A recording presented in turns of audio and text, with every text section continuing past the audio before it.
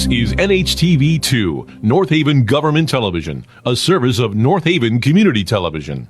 The following program is brought to you through the support of the Town of North Haven.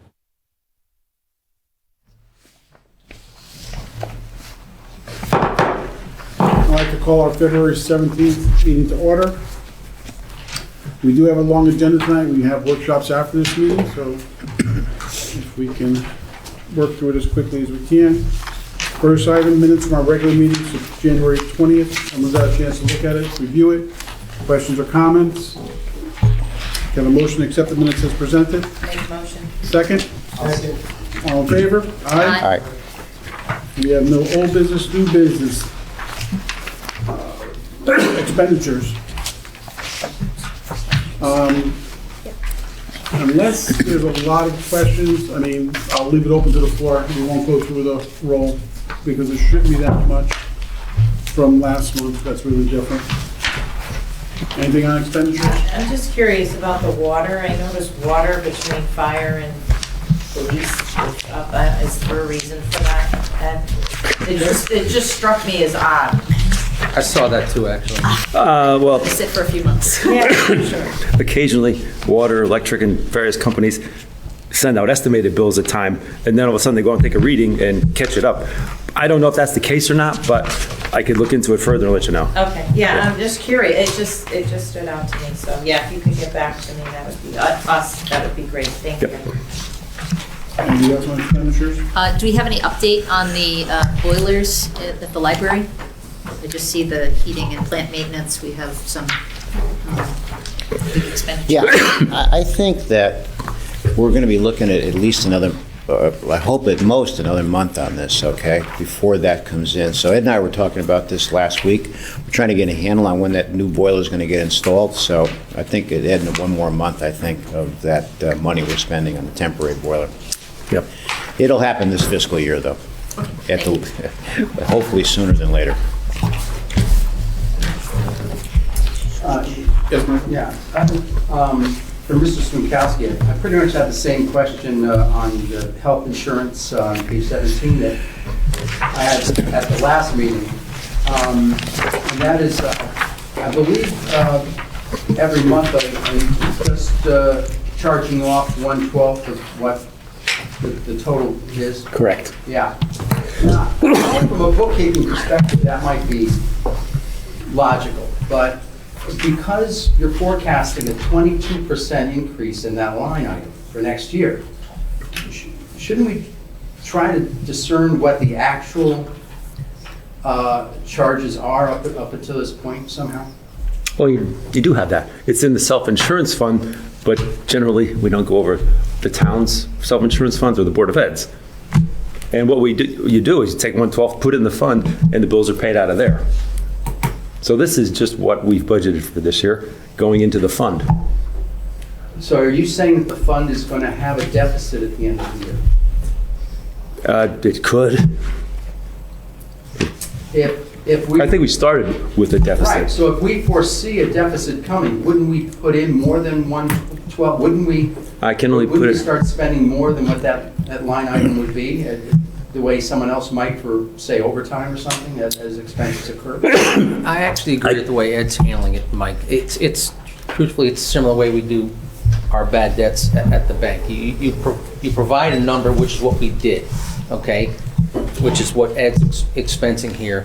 But that's not always the same as the actual charge. Now, it'd be a legitimate question to get the fund, which is what we got for the Board of Ed, right? So, I mean, I don't know if that's available and could be provided, to the Board Ed. So are we going to get a surprise deduction at the end of the year for that line in order to keep the fund in balance? no, that line. It was out of balance at the beginning of the year. Yeah, it can stay out of balance. We just need to make it up. Right. The general fund budget for this will be zero. All that money will be put into that fund because that's what we budgeted for that. All right. So you're just saying that next year's budgeted amount is going to make up for whatever deficit occurs in the current year? Or in the past. Or whatever the cumulative deficit might be. Right. Mike, we started the year with a $400,000 deficit in the medical fund. So that's what we're trying to make up. All right. Could we have a meeting with our insurance agents in the next month before the March Board of Finance meeting? I think so. We can do a Zoom meeting, I think, with them. So, it's always a tough item to predict in the line item budget because, we never know what the claims history is going to be. That's usually when we review it. Right. So, I think what would probably happen is that in years where you under budget, right, because the claims were higher than what you budgeted, then in theory, you would try and make up in the ensuing year. If you happen to have the reverse, where the actual charges were less than what you budgeted, then in the next year, you might have less. You just increase your reserves. In this case, though, we never had enough reserve in the first place, right, which is why we had the $400,000 deficit. So that second scenario probably couldn't happen currently. But I still think it's something we should look at. Right, and I'm sure the agents would go and recommend to us what our reserve fund should be. And they have, I forget what the number is. It's, is it a certain month's worth of claims? I forget how Yeah. they came up with Mike there. Yeah, when you have the meeting with the. Right, okay, well, thank you very much for Yeah, well- possibly putting this together. well, we'll put it together. Thank you, sir. Thank you, Mrs. Winkowski. Anything else on Yeah, expenditures? I just had a quick question regarding the fire department. Under building maintenance and repair, it appears as though we're at almost 131% expenditure, and it looks like, we had a pretty good size allowance of $95,000, but it looks like we've had some big expenditures. Ed, any idea? In the last month, we spent $14,000 with an encumbrance of another $31,000. Yeah. Excuse me. Off the top of my head, no, but I could run you the detail and let you guys Okay. know. And again, even more concerning, under contractual replacement staffing, we're already at 93%, and in the last month, we were running at about $95,000. So if you project that forward, another 5 months remaining in the year, that's another almost $500,000. So I just have some concerns that this particular line item, because we now have this additional layer of captains within the fire department, is going to be an unpredictable metric for this particular year. Maybe after a few years, we'll have enough data under our belts that we will be better at predicting, but I just have some concerns that that line item that's budgeted at $852,000, it won't be enough. Okay. Anything else on expenditures? Revenue? I just had one more question on expenditures, and again, this might be just my own naivete, but at the very end, with the bonds, the principal bonds on page 18, the original appropriation of $4.95 million, and it looks like year-to-date expended is $6 million. Am I reading that correctly? No, that's correct. Yes. That's the result of the refunding. We paid, I checked with the investment council, and since we had refunded, we paid more in principal, but you'll notice the interest is lower by almost the same amount. So that'll Go be down a few lines. the line right Yep. below it. Yep. So we've got, It just swaps between lines. right, he said, don't worry about it. In total, it'll be okay. It's just that more principal was paid, and the interest was, because the interest was lowered. I see. Okay, thank you Okay. for clarifying. Revenue?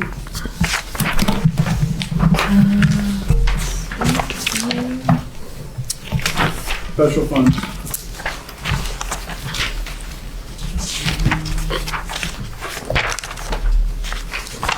And last, Board of Ed.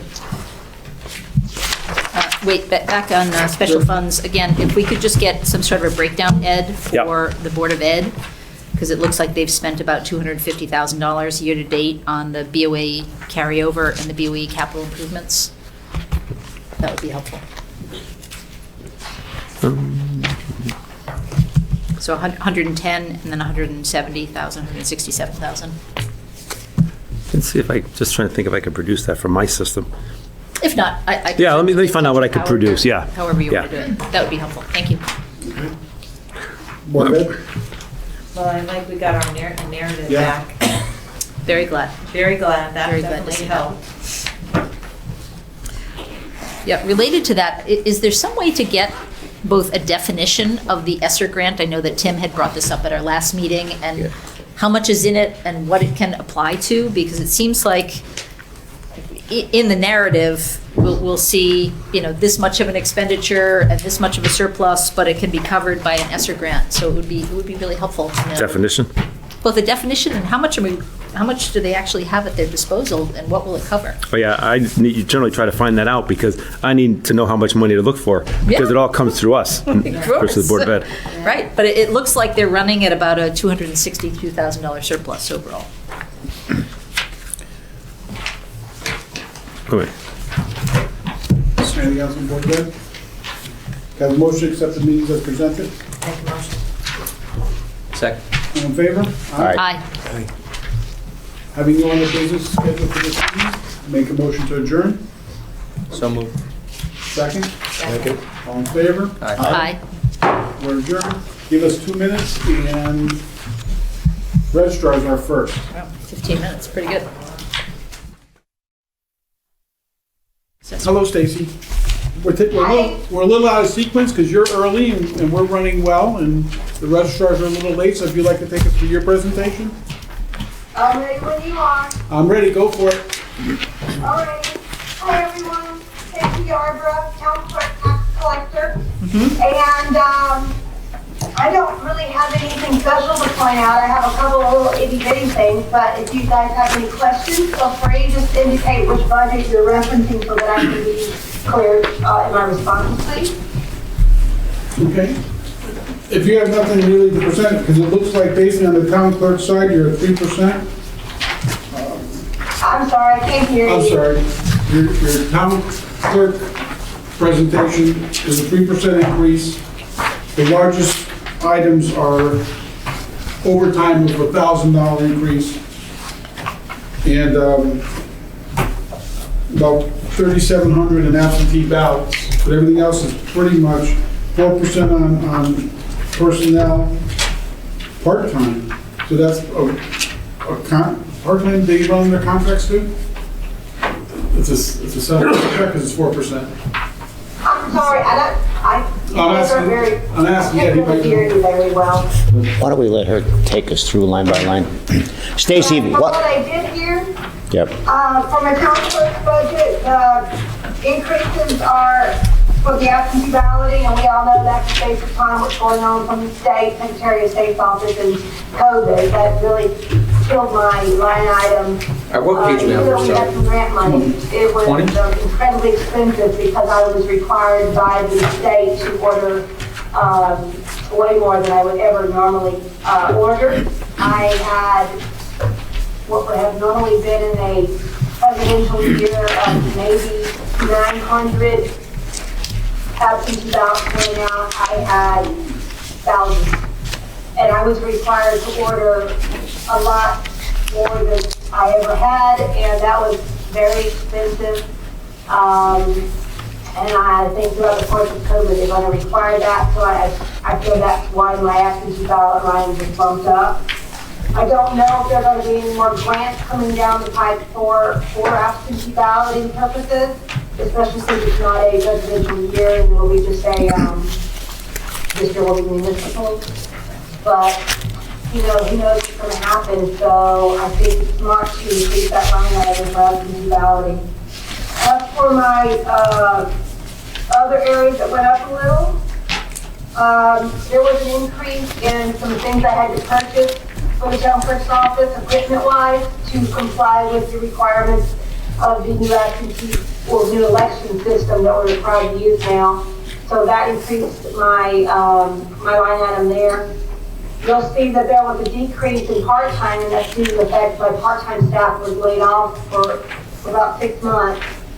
And there was an overage in the overtime because I had no part-timers, my full-timers, when they were here, were having to pick up where I was deficient because of the lack of a part-timer. For about 6 months there, it was pretty tough to get everything managed. There was even a time here when I was covering both offices by myself, but it all worked out. Everything else is pretty much on par with prior years for the town clerk's office. Anybody have any questions about town clerk, and then we can move on to tax? Yeah, I had a quick question for you, Stacy. Again, I'm assuming that the coming year will be different from the last year. So in terms of your part-time staffing, I'm assuming that your part-time staffing will be reinstated at whatever level you were expecting them for this past year. Is that right? I would hope so, but I have no idea really. I mean, I'm just taking it day by day, but I do have my part-time staff working again. So let's hope for the best, keep all our fingers and toes crossed. Okay. Because as you pointed out, currently your overtime is at about 900%. So I think it would be better for the town if we just had them working part-time rather than working overtime. Well, that's the problem, Ms. Barrett, because I didn't have them. They were laid off for approximately 6 months because of Right. COVID. Right. Yeah, we're all playing the guessing game. I completely understand what you're saying. So, but I'm hopeful, looking forward with vaccinations, that everyone will be back in their jobs. Any other Well, questions, Town Clerk? keep in mind that a large chunk of that overtime was due to the fact that we were here every night for, until sometimes 10, 11 o'clock at night for preparation for the primary and for the election in November. So that just killed my overtime line item. I mean, I don't get paid overtime, but my staff certainly does. Anything else for Town Clerk, for Stacy? Well, on that absentee ballot line, year to year, is because of some different election cycle that's occurring in the upcoming year, because in the current year-to-date expended, that line is only expended $450 in the current year. I can't hear your question, I'm sorry. Oh, I'm sorry. Yeah, right now, I don't know if all the charges have been levied against the absentee ballot line, but right now, we're showing a year-to-date expended of only $450 in that line. Well, you have to take into consideration we received grant money. So the grant money was used up and then whatever else was taken out of the budget. Okay, all right, so that absentee ballot line in the upcoming year is with the assumption that no grant money would be available.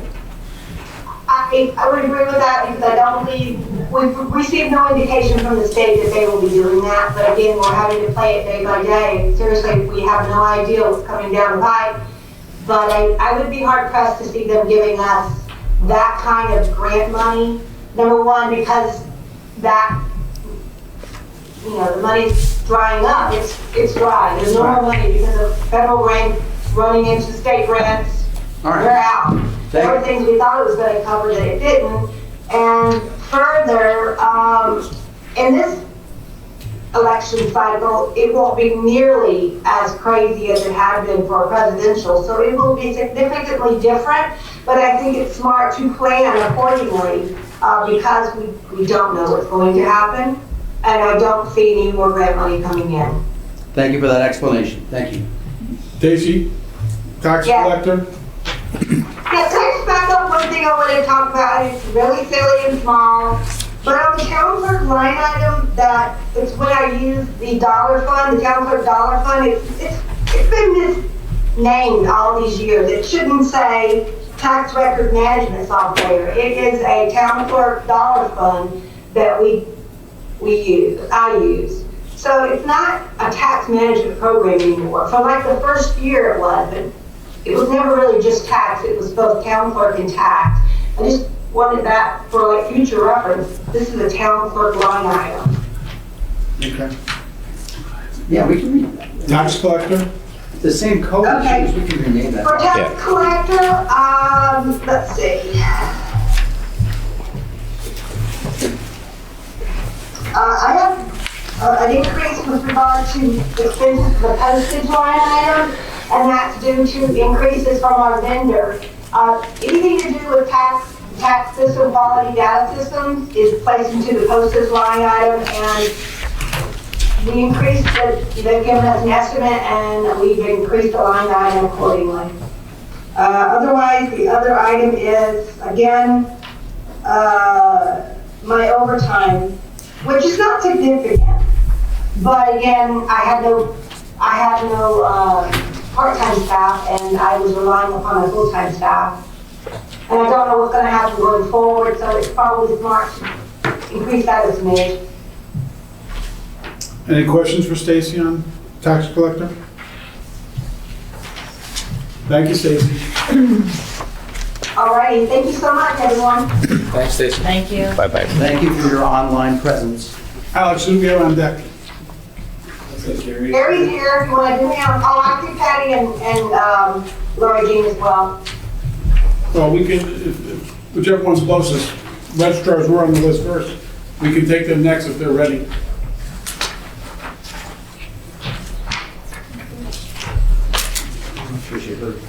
Yeah, but no, Alex was trying to connect up with one of them. I see Patty.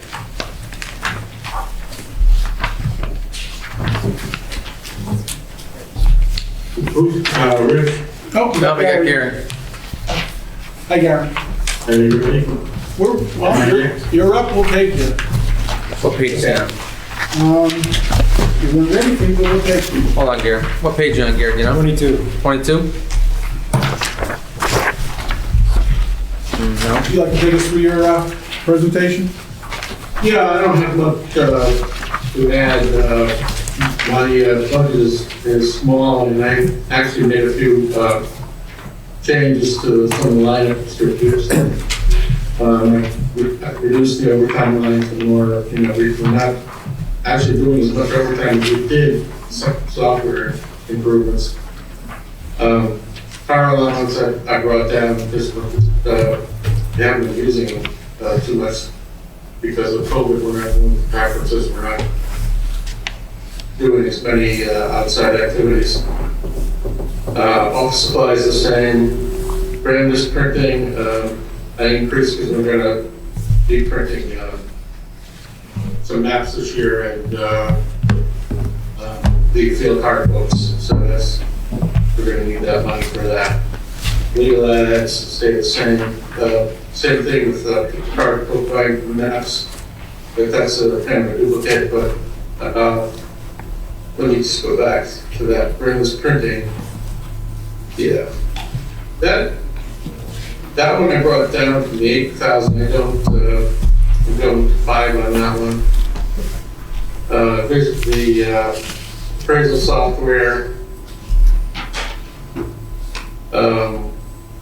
That's just an estimate on what the charges are for communicating software systems, including IFGIS, that needs to be updated constantly, and QDS and well, that's just vision out, we're not vision any markup. We have to pay for the all services for their maintenance and online activities. Tuition I reduced because I can't hear you. We can hear you fine. Yeah, here's a beer.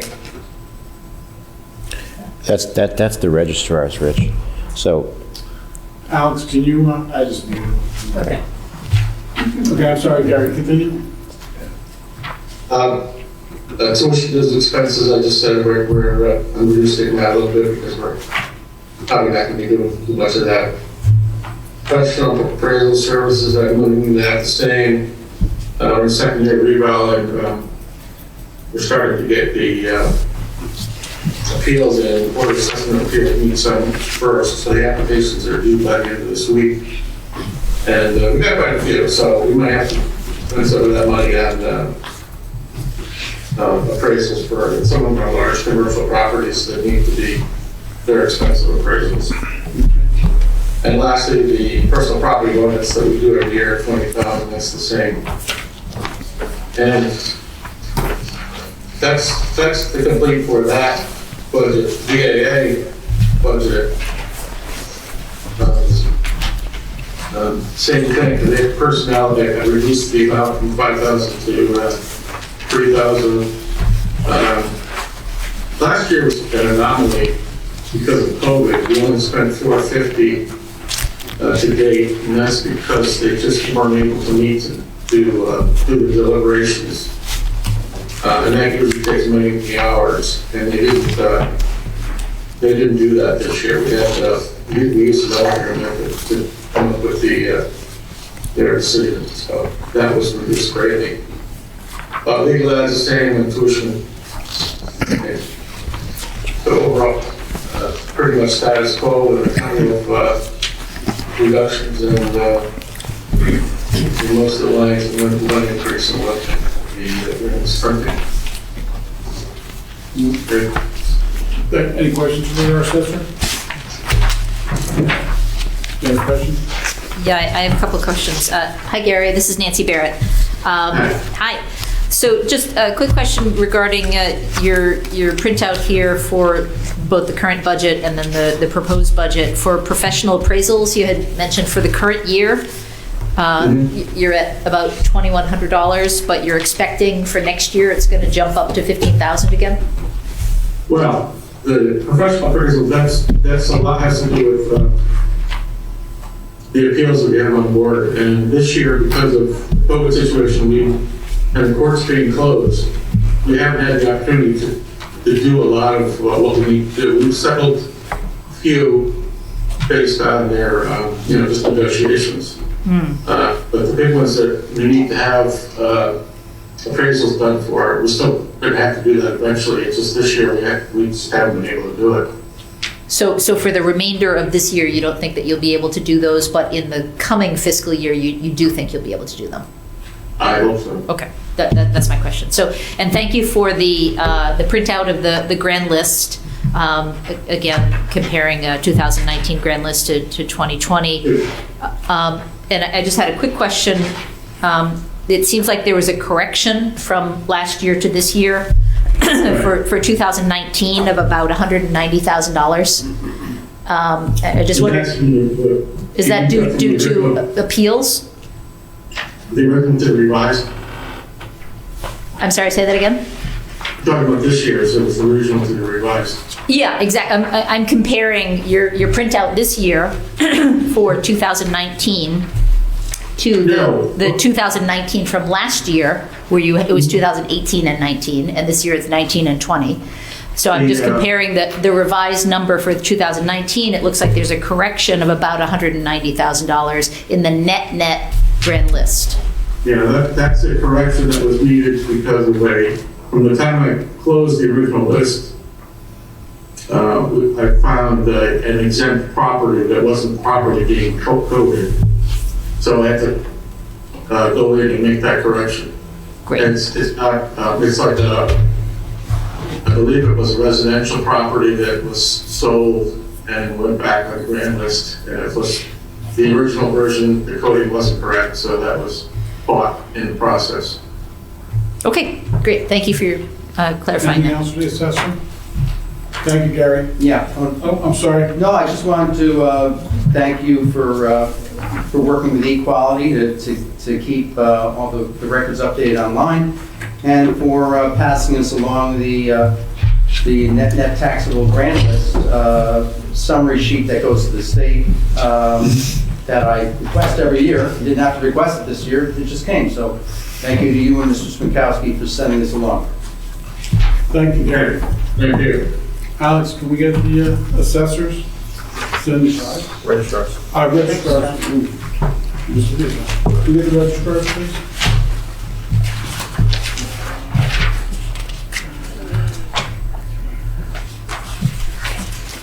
They're having trouble with their audio and video. Did you unmute her? All right. Do you- Okay, give me a second. can we get the- Patty, turn your audio on. No, it's Lord James. There's a little box bottom left, and it's like a little microphone. You click it. There you go. I was trying. It was annoying me. Lori Jean can't seem to get her video or chat or audio to work. I don't know why. She's asking me to ask Alex. Hey, I could relate. Alex doesn't know. You are in. But you can. I can relate. Right? She is loving it. Oh, okay. Can't you just call in on the number? Yeah, Is there a yeah. number, Alex? She can call in. Yeah, she can call in. Lori Jean can call Can in. you help her out? Yeah, can Laura Jean just call in on the number instead? Or does she have to make something that she needs to show us? Is Lori Jean muted, Alex? Is she muted on her end? I don't even know if she can hear you. Jean, what's her Let me first see. name? Lori Jean, I'm right? gonna text her. What's her name? I just, Hannon. I There's just two. sent her a Lori message on Jean the chat to tell her just to call in. and Patty. And Patty. Patty. That's all. Thank you. Okay. Sure. She's asking for the numbers, so I'll give her the numbers. Okay. Sure. Okay, that's great. Thanks, Stacy. Okay. Hold on 1 second, I gotta get it in my packet. I'll Okay. look for mine. 19296056099. This is when I go to standby. Access code.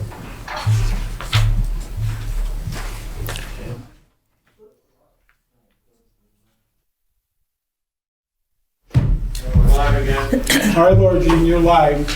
Can you take us through your presentation? I'm sorry, I'm really having a tough time here, so, not sure what's happening. All right, we can Definitely see. having technical difficulties here, so. We can see. All right. I can take you through what we're looking for our budget. I'm a little confused, I've never had to do this before, so, if I look at the paper that Ellen sent out yesterday, the far column budget to budget increase, is that what you want me to talk about? Just your numbers for next year. You're showing basically 0 increase in the registrars, a 40% increase on office supplies. Okay, all right, I got it. That's not exactly what we had asked for, though. Originally, we had asked for an increase to the registrars. We haven't had an increase in years, and we were asking for a slight increase there because you have no idea of how much responsibility has gone into this particular job.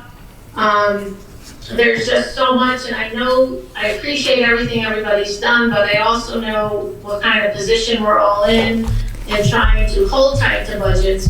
But COVID has really impacted the registrar's office.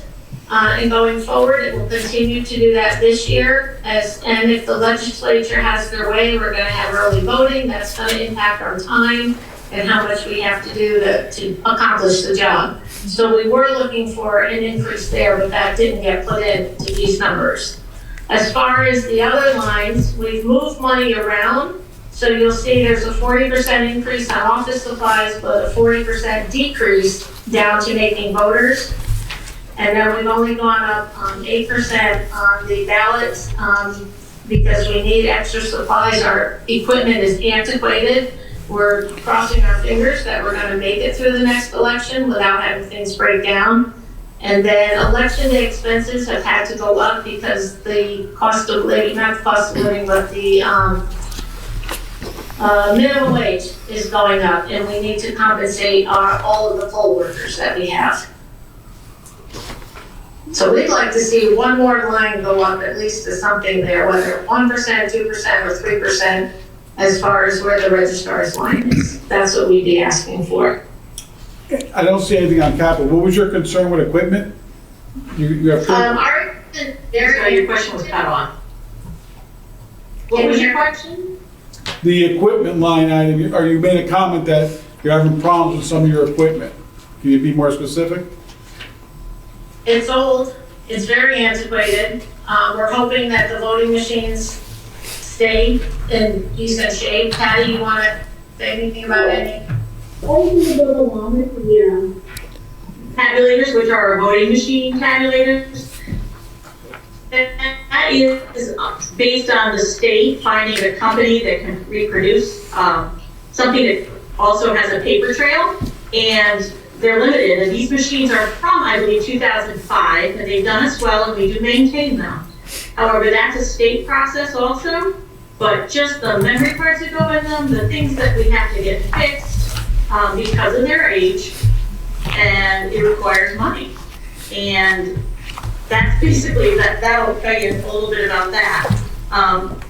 Everything that went up has to do with just the times we're living in. All right.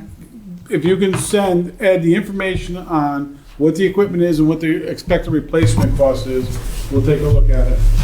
Did anyone have any other questions for them? Is she speaking of the machines that we go to the voting booths? That's, yeah, so Yeah. what she was Yes. saying, yeah. And they're all Yeah. 2005?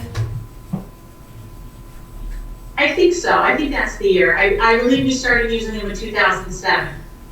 Okay, so they're all the same age, that's what I was getting at, they're all the same age. Yes. Okay, thank you. Yeah, and statewide, it's statewide. Are they Dominican? No, I didn't take. not any of the companies that we did. They're Optimum. Oh. Optimum, I think is what. Any other questions for the registrars? Thank you, ladies. Unless you had something else to add. I We'd think like to you're, talk about our salary. go ahead. Yeah, it's in there. I thought they just did. I thought you Let's did. talk about our Yeah. salary. Now, look, I'm gonna, Laura Jean did. so look, I'm gonna make this very easy, Patty. Lori Jean did mention it, and I'm gonna recommend we put the 1,900 in the budget for the salary increases, okay? Perfect. Okay. Thank you, Mike. Anything else, ladies? No, that's it. Thank you very much. Okay. Thanks. Alex, can we get the police up, or are they ready?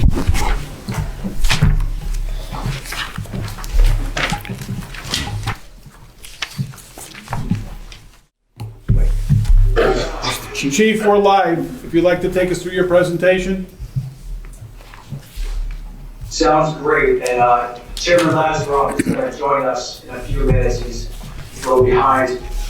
Here with me tonight is Deputy Chief Lofquist, and I'd like to start by thanking you for this opportunity to present my budget request tonight. I'd also like to thank you for the support you've shown the police department over the years. I'd like to begin with the operating budget, but first I want to confirm we're all working off the same sheet. Chairman, if you can confirm everyone's looking at the operating budget that the finance department prepared. You should Yeah. have page 26 on the top right. Yep. Very good. So I'll start with the first line item, which is personnel full-time. You should all have my written justification, but I'll summarize that. I'm respectfully asking for an additional 3 police officers this year. The 3 main categories that justify the need for additional personnel are, number 1, growth in North Haven, number 2, crime, number 3, additional mandates. So first, the growth of North Haven. The last time additional full-time sworn police officers were approved was in 2006. At that time, we went from 48 officers to 50. Since then, we have seen consistent growth in town. In the past 15 years, we have seen an additional 685 households built in North Haven, with over 600 additional apartments in the planning process right now. We've also seen consistent business growth. The increase in businesses that have opened in North Haven include Amazon and Washington Avenue. Amazon employs several thousand people and is open 24 hours a day. We have responded to Amazon's property 322 times in just the last year. In addition to the calls for service on Amazon's property, the business has added vehicle traffic in town, from the several thousand employees to several hundred trucks that travel there each day. This has driven calls for service, including motor vehicle violation complaints and motor vehicle accident investigations. Because of the residential and commercial growth, our calls for service have steadily increased. Over a 10-year evaluation, we're trending 20% higher regarding the number of calls we respond to. We're doing it with the same number of officers. Section 2, crime. Over the past several years, we have seen an increase in crime in North Haven. This is not unique to the town, but it is a regional problem. In law enforcement, we know that robberies, burglaries, vehicle theft, and vehicle break-ins are serial crimes. In other words, people do not choose to commit a robbery or a burglary and then never do it again. This is also true regarding where the crimes are committed. Many of our crime sprees span across several jurisdictions. The need to deter these crimes, investigate them, and make arrests are critical to keep our community safe.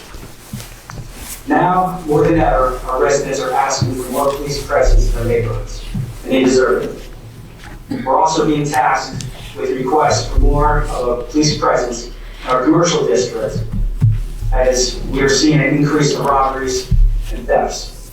As always, we're asked every day to address motor vehicle violations in various locations throughout town, all at the same time. The third category is additional mandates. In addition to the growth in town and increase in crime and calls for service, there are several mandates that were not in place in 2006. Between statewide model policies, national accreditation standards, best practices, the police accountability bill, which is now law, the administrative aspects of police work has increased dramatically. The added reporting guidelines, forms, and oversight has increased the amount of time officers stand calls for service. This added time on calls reduces the amount of time officers are available to be proactive and deter crime in our residential neighborhoods and commercial areas. So, because of the growth we have seen in North Haven, the increased crime and calls for service and additional mandates, I am respectfully requesting 3 new police officer positions. Chief, can I ask a question while you're on that? So, Sure. since you referenced page 26, those officers are in this number or not a number for full-time personnel? Yeah, so those numbers came from the finance department, but those represent 3 officers at 6 months. So if approved, the funding would not be available until January 2022. So It says you're in- saying, It says it's in there. It's on page 42. Yeah. I'm looking at page 26, oh, the that's the bodies, 42? Yeah, it would be in there for the half a year. That's the way we planned this, so. Right. Chief, related to this, this is Nancy Barrett. I just had a quick question. You had mentioned that there's an increase in the total number of houses and residences in our town, but the total population of North Haven really has been remarkably stable for many, many years, correct? That is correct. I didn't see the finalized census data for this year. I don't know if you have it. Usually it's actually published in the back of the CAFR report, but now we don't get that actually at the back of the CAFR report. But I think I have seen other reports that it is pretty stable. But I agree with you. Certainly there's an increase in crime. And to that point, I just wondered, is there the ability to increase security presence that is actually paid for by some of these large employers such as Target and Best Buy and other big employers that are on Universal Drive? Well, I would never suggest to have non-sworn security personnel replace or substitute any police services. Most of the companies like Target, Home Depot, many of the other larger stores have security internally. They're basically observe and report to the police type personnel. But they don't have people out in the actual parking lots where some of the other crimes can also. No, they don't. They're not allowed to approach anybody. I see. All right, Chief, if you can continue. Sure, moving on, the personnel part-time line request reflects the number of hours that part-time dispatchers are allocated to work. This is not a personnel increase request. We currently have 4 part-time dispatchers. This request will fund the full 19 hours each week the part-time dispatchers can work.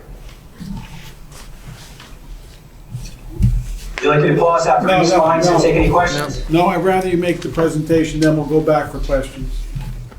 Sounds great. The overtime regular line request is a 2% increase. The police accountability bill, which you'll hear me talk about a few times this evening, which was signed into law in 2020, contains several unfunded mandates that will drive overtime.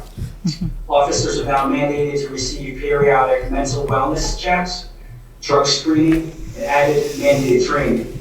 These 3 regulations will necessitate overtime payments that have not been funded in the past. Moving on to longevity, this was added due to contractual obligations. Longevity payments begin at 5 years of service and then increase when an officer reaches 10 years of service and it increases again at 15 years of service. I'm requesting a slight increase in school traffic officers, and this is due to the expected minimum wage increase. The training line request is an increase of $25,000 due to the mandatory training requirements set in the police accountability law. Although this is a 100% increase that jumps off the page, reflects only $500 per officer in each fiscal year. So to account for all the new mandated training, we're really only looking at $500 additional per officer per year. The duplication machine lease line was adjusted by just over $1,600. This is a contractual obligation with a 5-year lease through Xerox. You can see we spent just under $9,000 last year on that line. So I'm just trying to adjust the funding so we know what we have. All right. The electricity line was adjusted by $9,100. This increase was driven by an evaluation of the past 17 months of use at our new facility. The 1920 budget request reflected no increase as we could not predict the cost when evaluating the higher efficiency versus the increased size of our new police headquarters. Last fiscal year, we spent just over $40,000 on electricity, and the first 7 months of this fiscal year, we're tracking to do the same. The custodial line increase of $1,600 next year is due to a bid award for the contract. It's a contractual obligation. The doctor fee line was adjusted by $5,400, another large percentage. This is a direct result of the police accountability law for 2 reasons. Number one, there's a mandate to drug screen every officer once over a 3-year period. So 1/3 of our workforce will be tested each year to satisfy this requirement, and the tests are anticipated to cost $200 each. Number two, in addition to the drug screening, the police accountability law mandates mental health wellness checks for all officers at least once every 5 years. These assessments cost $200 per officer. The dispatch expense line increase requests from $1,000 to $30,000 should be modified this evening. I'm now requesting that the line be adjusted to $18,000 opposed to $30,000, and I hope to explain why. This funding is needed to hire a vendor to conduct mandated quality assurance from the EMD protocol. Since the fire department, as you know, has obtained the PSA for the town, we are required to do emergency medical dispatching for all medical calls for service. It's Connecticut state law to conduct quality assurance for all EMT. The modification tonight is because when the budget request was due, a $29,000 quote was the best we had. But after working on that over the past several months, we located a vendor that can do the work for much less. I understand this is a high percentage increase, and it may look outrageous, but this is an example of being efficient in terms of limited lines in the budget. This is a new cost to the town that never existed before. It could have been its own line, but we chose to consolidate that new expense into the dispatch expense line. Next is the Avis recorder maintenance line, where I requested $10,100 increase. I'd like to also ask for a modification for that tonight, and I apologize for these last-minute modifications. I'm now requesting no increase on that line. That should be 0% across the board. At the time this budget was requested, this increase reflected all the maintenance packages we had for our technology packages at the police department. Since then, Alex Linos has taken on some of the work in-house, ended up saving us about $10,000 per year. I thank Alex for that. The Taser body camera and storage line was adjusted by $17,500. This is a 5-year package. It's a 5-year commitment. The previous 5-year package was front-loaded with a year 1 payment of $96,000 a year. $96,000 for that 1 year. In years 2 through 5 at $48,500 each year. The newly negotiated sole source 5-year package provides consistent pricing at $66,000 each year, 1 through 5. The reason that we front-loaded year 1 of the last 5-year agreement was because it was when we started the body camera program. The state of Connecticut offered a reimbursement of 100% of the funds expended to municipalities just for year 1, so we're able to maximize that grant. That grant no longer exists, and it's This package was negotiated down from $100,000 per year with the Cadillac plan down to $66,000, which basically provides us with hardware, software updates, as well as storage for our less than lethal taser device, as well as hardware, software upgrades, and unlimited storage for our body camera, video, and audio. We use about 7 terabytes per year in terms of the video storage. So the unlimited cloud-based storage is something that's very valuable for us. That brings me through the police operating budget. Any questions on the operating budget before we go to capital? Just one question, the dispatcher expense, did he lower it to 18,000 or did Yeah, he? he went from, 30 to 18 or did he add it? 30. no, he went down to 18. He went Okay, I 30 just to wanted to 18 get that clarified. Okay, thank for you. testing, for quality control testing. Quality assurance. Quality assurance. Yeah, we like the last minute adjustments you've been making this evening. Are there any more line items you'd like to adjust? Yes, in any other department, that'd be great. None of this stuff. Okay, you're on a roll. Again, Well, he before we go to he just paid for the assessor's raises. Before we go to capital. I have a few questions. Yes. Yeah. So Chief, the increase that you just mentioned, the dispatch expense increase, that you, as you mentioned, is a brand new line. So this is actually a consequence of the PSAR award, is that right? And will we be expecting this exact same expense every year? Yes. I can't say that we can expect it every year. I'm not sure what we can trim down after we go a year with this service. It also incorporates training. So we have somebody who is remotely basically grading the dispatchers on their performance when they're evaluating the response, when they're evaluating the questions and answers they're receiving to determine what apparatus and what services we dispatch. So after time, I think we will continue to revisit how much of this service we need, what part of this service the fire department can maybe take in-house to lower the cost. So I can't really commit to any answer. So it's not a requirement necessarily by the state that we have to have this level of quality assurance every year? Or do people have to be certified to a certain level of quality performance? It is a requirement. The requirement is, It is. A percentage of calls that are taken at our dispatch center per month have to be quality assessed.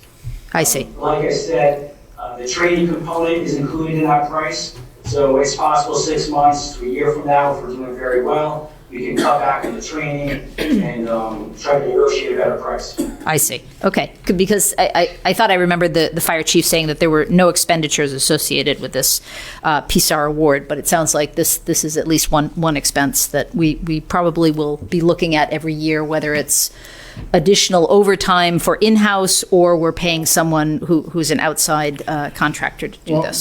that's not no. really correct. No, it's not. There's no added cost because of PSAR. This is because of dispatch. We took dispatch in-house.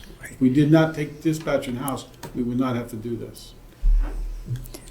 So essentially what this is an enhanced level of Triage. constituent service for people in need, to ensure that each call is highly quality rated, to ensure that there's a good response time and ensure that everything's being done according to the standards. Because for any municipality that doesn't do this, as an example, if you hired a new dispatcher, wasn't properly trained, and there was something that went awry on that call, and there was a patient's or a caller's life in danger, that the municipality could be liable for that.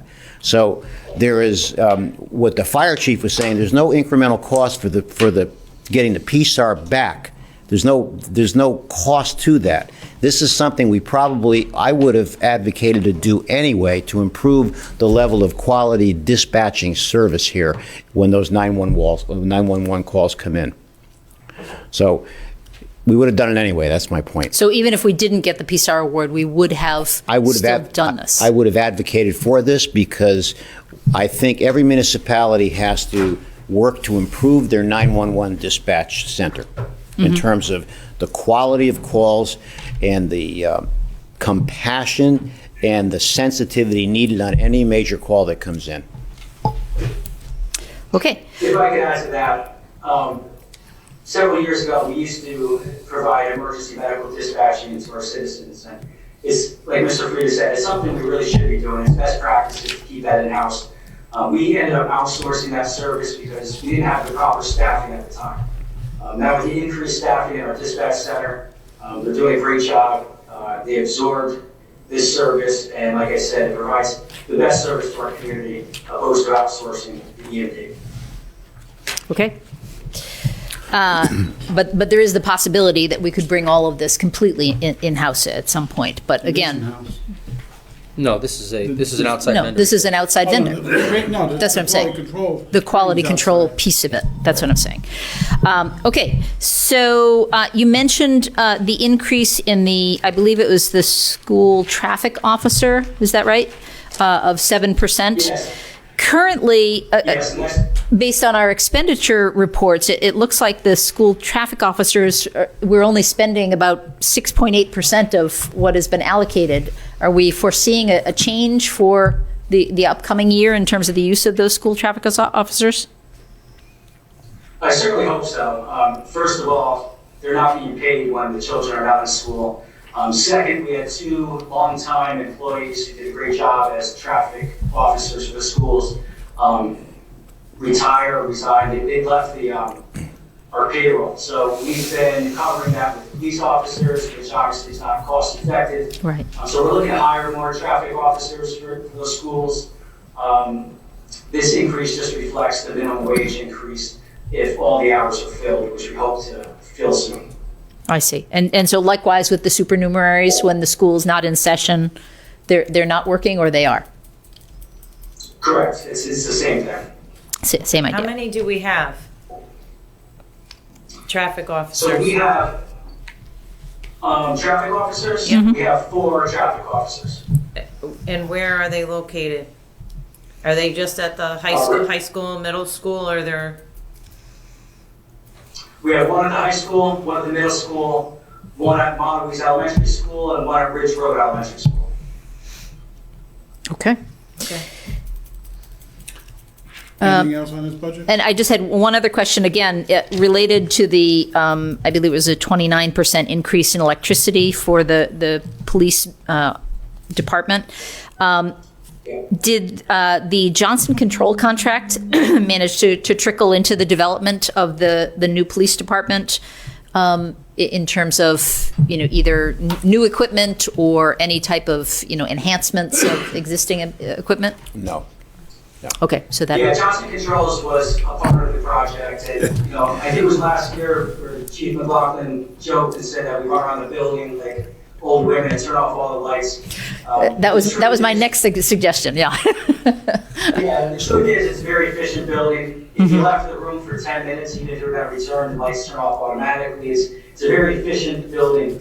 The reason why it's such a jump this year is because there hasn't been any increases since before we started the project, because we didn't want to guess at what the increase was going to be. We knew the building was going to be more efficient, but we also knew that the building was going to be larger. So now, 17 months into occupying the building, we have a good grasp of what to expect. Now, one point on this, Kevin and I, and when Chief McLaughlin was here, we had explored a project that we will be re-exploring this year, and that is a solar panel over the carport. And we also walked on the roof, Kevin, myself, and Chief McLaughlin, about 1.5 years ago, and there might be spots on that roof where we could do a power purchase agreement with solar, which would reduce the utilities there by about 20%. So that's something that we're going to be reintroducing. Great. Anything else before we go to capital? Yeah, no, I have a question. I have 2 questions. So on the camera storage, I know you said we have unlimited storage, but how long are we keeping the tapes? Good question. There are no tapes, it's cloud-based. Yeah, but how the images, I'm saying, how long are you, is that like forever, or do we purge them after X amount of time? There's a requirement. We don't. Since we pay for the unlimited storage, we do not purge any of our body-worn camera footage. We save other video in-house on servers, and those are purged at different intervals. Okay. And then I have to ask the question. So under the animal control, I don't really see, I see, overtime going up, and I've heard that the building is in disrepair, so can you talk a little bit about that? Because I don't see any way I'd we're like to- addressing that. Sure, I'd like to, I actually watched the January Board of Finance meeting. I heard you ask that question about the animal control building. Yep. And just to clarify a few things, in this fiscal year's capital improvement budget, we replaced the roof. We had budgeted $25,000. I believe we completed that project at about $12,000. That was gutters, roof, and some rotted boards. The current fiscal year's building maintenance line is very high. That's not because the building's falling down. That's not because we're trying to explore a new facility for them. They're just fine. It was really the driving cost. I believe the line is funded with $5,000, and we're currently at $9,000. The first instance was during the tornado in late summer. The electrical wires were ripped off the building and a pole was damaged. That cost us about $4,300 to repair. That was not covered. UI couldn't cover that. We had to pay an electrician. Several months later, there was a leak in the water lateral, which is the water pipe that goes from the water main on Universal Drive to the building. Again, that was not covered, and that cost over $3,000 for us to repair. So we're in good shape as far as our building maintenance budget moving forward down there, and they're in good shape as far as any capital requests that we anticipate for several years. Okay, thank you. Sure. Yes, Michael? So the $115,000 increase in the full-time line is due to the 3 new additions halfway through the year. If we so choose to go forward with that. So this question is mostly for Mr. Swinkowski. No contractual increases are within this budget. Are they in the middle of negotiations, or? Yes. So right there, so the contract expired when? 2 years ago. I think 2 years ago. 2 years ago? So we're a couple years behind. Okay. Oh, yeah, they don't settle quickly. Negotiations are going back and forth for a while. Okay. All right. But Ed, as usual, there's reserve Yeah, accrued reserve line, fund. right? Correct, it's Yes. contractual obligations Correct. that's set up there. Right. Yes. Okay. The reason why I was confused is because the longevity line is adjusted upwards due to contractual obligations. You have increased personnel. No longevity? On longevity, you have the 5 years. I guess the question is, do they get the longevity They even though reach the contract's different not levels. been? Yeah. There's Okay. 5, 10, 15-year levels. Right. Okay. So you don't put that in the contractual obligation line? No. Those things get paid as you go. Yeah, It's It's just the wages. all right, I guess. And the dispatchers, are we just working with part-time, 19 hours a week personnel there, or do we have some full-time dispatchers as well? So we currently have 8 full-time dispatchers and 4 part-time dispatchers. Okay, I was looking for them in the personnel section of on page 42 of our budget. They must be there. Are they right in front of me? Or are they just different sections? Dispatcher, 4 of them, top line. Yeah, but that's the part-time one. He said there's 8 full-time. Clerk slash dispatcher. Down right from Clerk clerk. slash, Where you see 8, yeah. Yeah. clerk. 2/3 of the way down. Are they really clerks? Okay. No, that means clerks Just and clerks, dispatchers. Right. Yeah. But there's 8 of them. There's 8 dispatchers. So how many clerks are there? I'll Okay, find no, out. it's Yeah, all right. There's a couple of Thank those. you very much. Thank you, sir. Sorry, Anything else? sorry I couldn't find it. Are we good? Chief, you want to take us through your capital request? Sure, it's a pretty simple request that I'm sure you're used to seeing. It's an addition of 4 vehicles, 4 laptops to go in those vehicles, and the outfit, including all the equipment and labor for installation of all 4 vehicles. Aside from this current fiscal year, the past 5 or 6 years, we've been approved 2 vehicles each year. which has really set us back in terms of the high mileage. We currently have 7 vehicles in the fleet with over 100,000 miles, which isn't great for emergency response vehicles. So that's the reason for the high ask on the Ford side. That's not a typical ask. We usually come in asking for 3 vehicles. Aside from the vehicles and the equipment, we're asking for 7 body armor units, and this fluctuates every year. The current fiscal year, we were budgeted for 22 replacements. Next fiscal year, there's only 7 units that are expected to expire, and they have a 5-year life expectancy. And to touch on the vehicles, all outfitted, from the purchase of the vehicle to all the equipment, the labor, the installation, each vehicle is about $65,000 per car. Chief, are you changing the style of car you're using?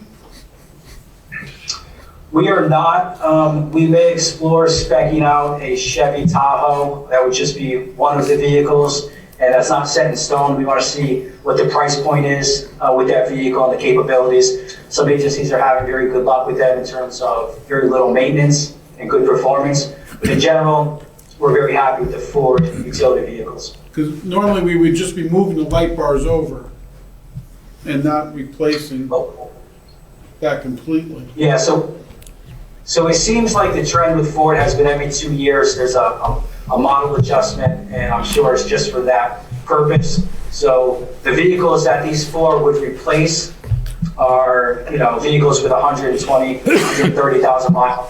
So they're not going to be the same style vehicles that we're going to be purchasing. So we'll scrap and save anything we possibly can, but I don't anticipate any cost savings really there. Anything for the chief on capital? Yeah, I got a question, Chief. This board has been trying to accommodate all your requests over the past number of years I've been on it. But I'm going to zone in on the retrofitting of your police cruisers. It looks like you're looking at 4 cruisers at $15,000 retrofit each.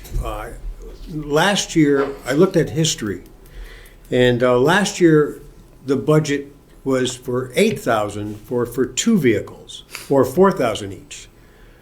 Now, the increase is $11,000 a vehicle. This could be an oversight on your part, or the supplier really went up. And if that is the case, I think we should look for a multi-year contract to lock in some pricing and/or find an alternate source, because this is extremely high for lights, whatever you list here, push bar, et cetera, et cetera.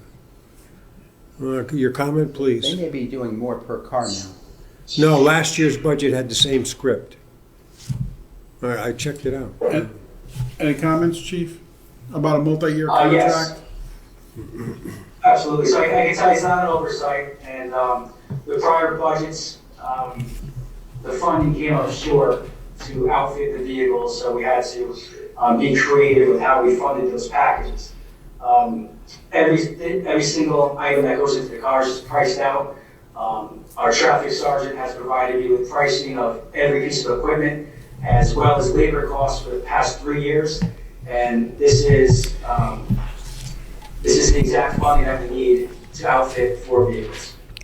And Jim's thought about a multi-year contract, is that something that's ever been contemplated for vehicles? No, we haven't had discussions about that. That's certainly something I could look into. Seems awfully high. Well, but didn't I hear the chief say that the reason this is so high is that Ford is changing the models? Isn't that what I heard? No, my question was, normally we would reuse the light bars and such. Yeah. But a few years later, they're making small design changes so the bars don't fit any longer. Right. It forces you to go new. That's right. That's what I'm saying. Yeah. Right. But it's not a different model, it's just slight changes in the body style probably. Yeah, that's I'm what. sorry. Yeah. Anything else for the chief on capital? Just a comment on, you mentioned the Tahoe. So how do those compare in mileage for gas mileage? Because I know there are gas guzzlers, Tahoes, compared to what we have, seriously. From what I understand, the police package Tahoes are a little bit different. They're better than a typical Tahoe we would purchase on the lot. It's something we can certainly take into consideration when we spec those out. We would weigh in all maintenance costs, gas mileage, the tire replacement, oil changes, typical wear and tear. We're in a fortunate position where other agencies in the area have gone to the Tahoes 2 and 3 years ago, so we can really wrap our heads around what their reoccurring costs have been. Okay, just something to think about. Thank you. Sir? Sure. Yes, Michael? Yeah, just on the vehicles, just so we can do the math here. How many, so we can understand how many vehicles you may need per year in order to keep within the goal of your mileage, maximum mileage before turning them in. How many vehicles are in the fleet that would be covered by this 4-vehicle replacement? So we currently have 20 marked vehicles. This is not considering detective cars or admin vehicles. So out of the 20 marked vehicles, we have 7 that are currently over 100,000 miles. So if we replace 4 of those high mileage vehicles with new vehicles, we would take the 3 remaining high mileage vehicles and use them for things that we wouldn't anticipate an emergency response for. Road duty. Okay, and you, in the perfect world, when would you like to turn them in? At 100,000? At 120? What do you think is the lifespan of a vehicle in terms of mileage? Well, I'm not a car guy, so I can do some research and get back to you. I can tell you that for the majority of my career, it was rare to get into a police vehicle in North Haven that had over 100,000 miles on it. Okay, and then the last question would be approximately how many miles per year does an average vehicle accrue in 1 year? It depends. Our deployment strategies change. Some patrol units are smaller and are less traveled. Some patrol officers travel more, opposed to run radar and take a higher level of calls. Some vehicles have 3 officers assigned to them. Some vehicles have 2 officers assigned to them. So they're really all over the place. The traffic sergeant evaluates the mileage and wear and tear, and makes adjustments as best he can so that the mileage is really spread out as best as possible. I was just looking for an average, that's all. It's just got to so be we can do the math, 15. But okay. It's got to be 15, Mike. They got 21 cars, roughly. Yeah. That means they roll the fleet every 7 years. And But we're falling behind, which means we're not. But wait a minute, hear me out. If they roll them every 7 years, right, and they mostly have about 100 when they turn them in, that's 15,000 miles. 7 years? 7 year? They have 20 cars, so call it 21, right? Yeah. We used to replace 3 a year. That means a car gets refreshed every 7 years at about 100,000 miles, which means they're doing about 15,000 miles a year in the car. Okay. 105? Kevin, you're dealing with number guys. Okay, very good. Thank you, Chief. Anything else for the chief on capital? Rich, after everyone's done, I just want to make a Sure. statement. Anything okay? else for the chief's budget presentation? All right, so I want to thank Kevin and Chairman Lazaroff, and I wanted to just comment on a couple of things. Kevin framed the issue very well as to why we're requesting, and I'm saying why we are requesting 3 additional officers. So just a brief history. Prior to 1985, when Universal Drive was yet to really develop, we had roughly the same number of sworn officers then that we did up until a few years back. We added 2, as Kevin mentioned. We're asking for 3 now. And I want to talk about what Kevin was saying about new businesses. Amazon right now is the largest taxpayer in town and the largest employer. There's 5,500 people working at Amazon right now. And when we take that and we look at all the other businesses that we've brought in, 297 State Street, 300 new jobs. The Yale healthcare system, working with Norm Roth and Marna Bornstein down through the years, and Vin Petrini, bringing that healthcare system in. That virtually was all empty property down there years ago. So when we look at, although population has remained somewhat stagnant, there's an estimate on my part that there's over 9,000 new jobs created here as a result of all these businesses coming in, perhaps even more. On the crime side, Kevin talked about the police reform bill. And believe me, I see it being a member of the Police Officer Standard Training Academy. What we're up against at a state level in terms of ensuring that there's compliance on many, many issues. So I think you framed that very well, Kevin, in terms of the new standards that municipal agencies are under now from a police reform standpoint.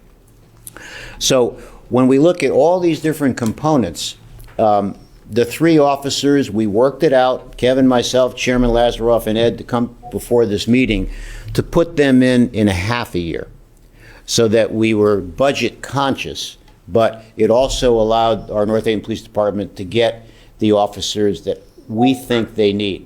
Now, from a crime standpoint, what's happening all over the state of Connecticut and all over the United States is car break-ins.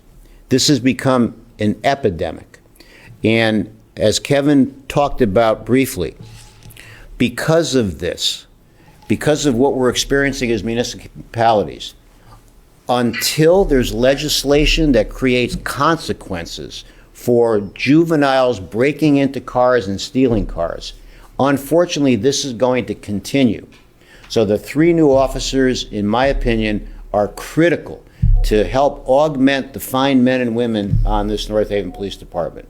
So I think the three categorizations, Kevin, that you brought forward in terms of why we need these, I think you were spot on in all three. So thank you. Thank you, Chief. Thank you. And we are adjourned. The preceding program is brought to you in part through a grant from the town of North Haven.